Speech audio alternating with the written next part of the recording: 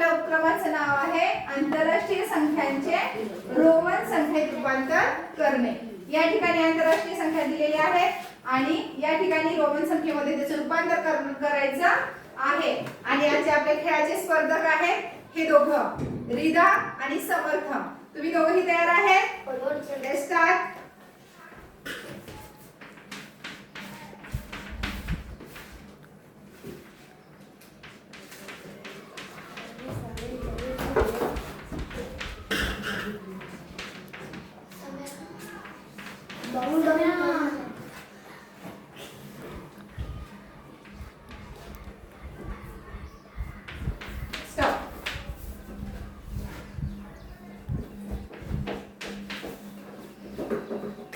ठीक आहे, चला आपण बघूया। बरोबर आहे,